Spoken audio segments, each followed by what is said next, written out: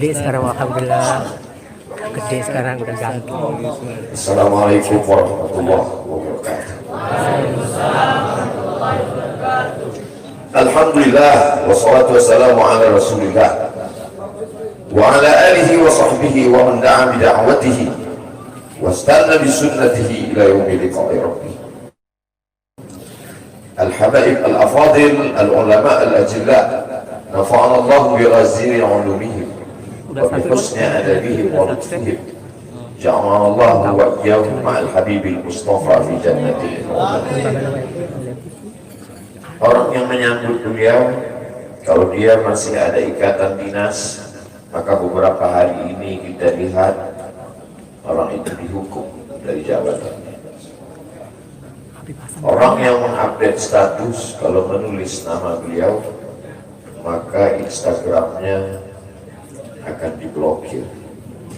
Hanya menulis namanya saja, maka Facebooknya akan ditutup. Orang menjadi takut untuk menjenguk beliau, kecuali orang-orang yang takutnya sudah dihabiskan hanya untuk Allah. Apa dosanya? Apa salahnya? Berapa triliun negeri ini pernah dirugikannya? Nikel, uranium yang pernah dijualnya ke luar negeri. Berapa BUMN perusahaan yang pernah dijualnya aset-aset negara? Ada yang pernah dia jual? Dia hanya mengajak anak muda yang selama ini pecandu narkoba menjadi bertobat kepada Allah. Dia hanya membangkitkan semangat anak muda yang selama ini berzina menjadi orang-orang yang takut kepada Allah. Dia hanya mengajak mereka yang memakai baju hitam, pakaian hitam, berubah menjadi pakaian putih. Mereka berusaha untuk memutihkan catatan amal baik mereka di hadapan Allah. Dia hanya menyadarkan umatnya supaya sadar bahwa politik itu penting. Angkatlah pemimpin yang adil dan amanah. Dia hanya sedang mengajak umatnya supaya jangan memilih pemimpin kafir. Salahkah perbuatannya? Tidak. Dia tinggal negara demokrasi. Dalam dunia demokrasi, siapapun berhak untuk mengajak menyuarakan kebenaran. Dia tidak melawan sultan, dia tidak melawan ulil amri, dia tidak melawan siapapun. Dia hanya melawan ketidakadilan. Hari ini saya berangkat setelah sholat subuh menuju airport, naik pesawat. Setelah naik pesawat, naik mobil. Setelah naik mobil, jalan macet, saya mesti turun naik sepeda motor. Setelah naik sepeda motor pun juga tidak bergerak, jalan kaki. Akhirnya sampai kemana? Dalam hati saya berkata, celaka betul orang yang mengatakan kemarin katanya tidak ada yang menyambutnya. Sudah 3 hari, saya pikir 3 hari tidak ada orang lagi, saya akan datang bisa duduk berdua dengan beliau. Saya tidak datang mau ceramah, saya tidak datang mau tausiah, saya tidak datang mau tabligh akbar.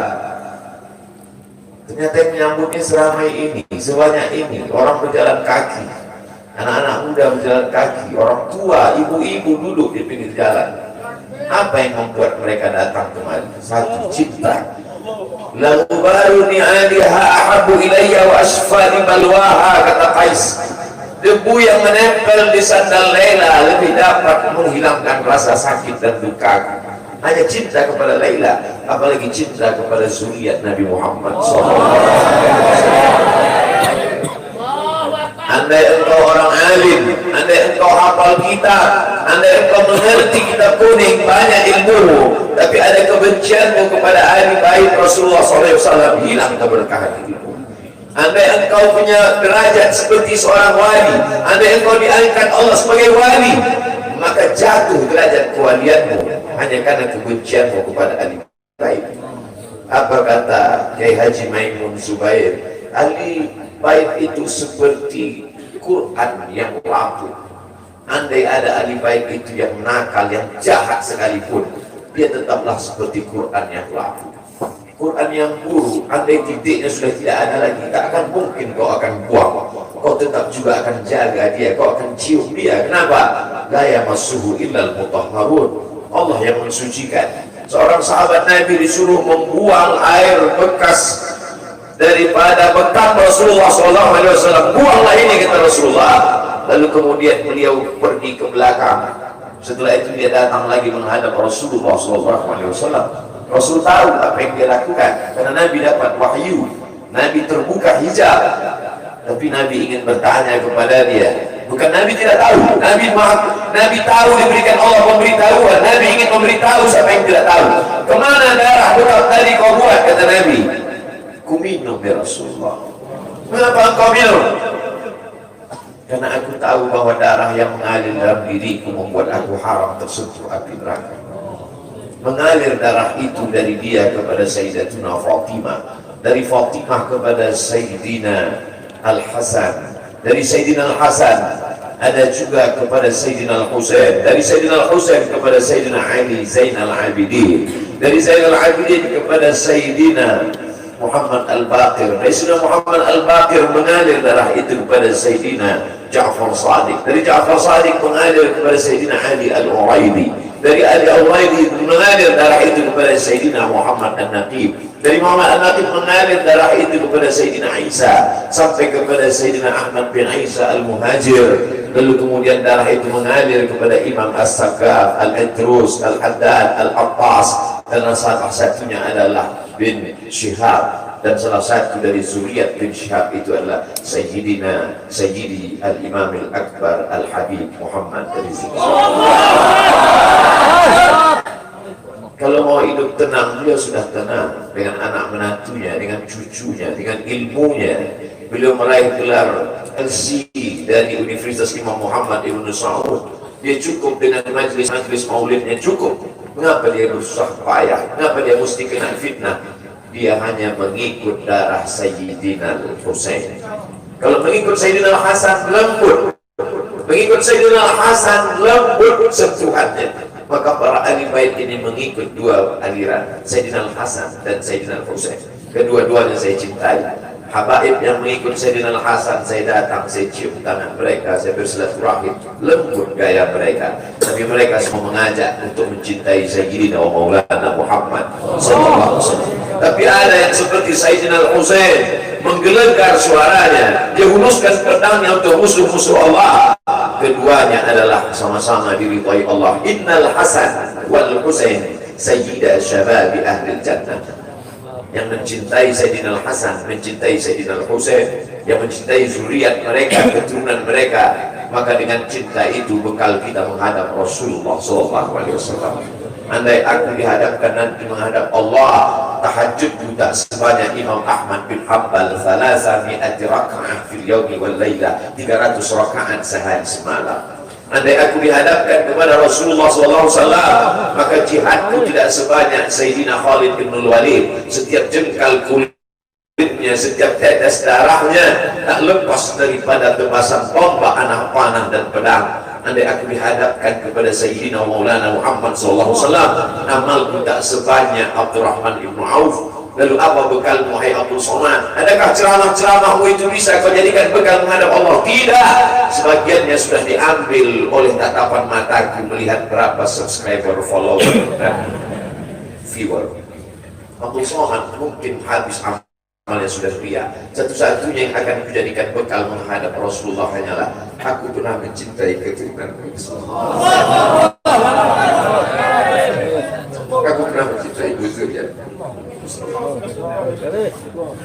Sallu ala Nabi.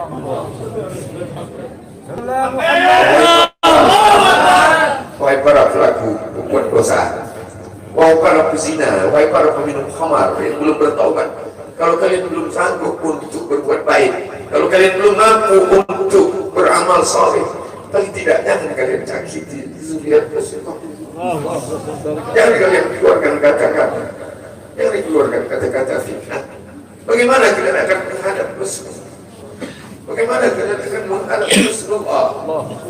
Pada saat itu seluruh umat berkumpul menghadap Nabi Adam alaihissalam. Kami tidak sanggup berdiri di padang mahsyar ini, wahai Adam, menghadaplah kepada Allah.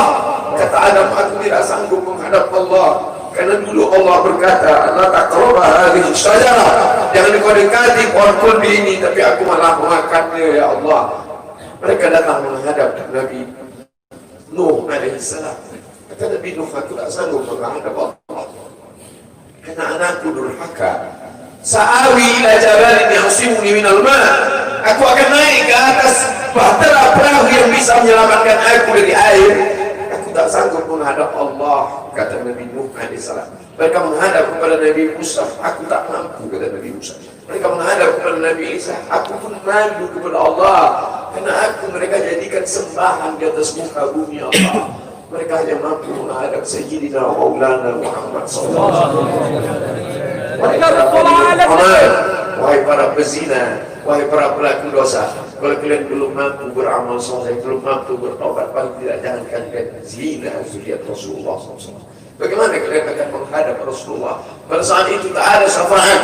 Man alladhi yashfa'u indahu illa bi'idhnihi. Tak ada satu pun yang bisa memberikan syafaat kecuali Sayyidina wa Maulana Muhammad sallallahu alaihi wasallam. Wahai para pemimpin, yang hari ini kau dititipkan amanah kekuasaan. Beberapa hari ini kau lihat apa yang dilakukan orang pada Donald Trump. Kurang hebat apa lagi Trump? Negara adidaya, kekuasaan, kaya raya. Tapi ketika kekuasaan itu diambil oleh Joe Biden, kita pun malu melihat video ejekan-ejekan itu. Kalau hari ini kau punya kekuasaan, saudara, sampai masanya kau juga akan mengalami seperti yang dialami oleh Trump. Jabatan itu cabut Allah Ta'ala. Saya masih melihat video bagaimana Bapak Susilo Bambang Yudhoyono sampai ke Pekanbaru beberapa tahun yang lalu. Di depan balihonya disobek. Beliau jenderal, ganteng, punya partai. Tapi setelah kekuasaan itu tak ada di tangannya, difitnah, dibully, balihonya disobek. Bagaimana agaknya ketika tiga hal itu tak ada pada diri kita. Tidak jenderal, tidak ganteng, dan tak pula punya partai. Fakta biru yang dilakukan menangkap ikan di Bukit Selasih. Demikian, terima kasih. Assalamualaikum warahmatullahi wabarakatuh.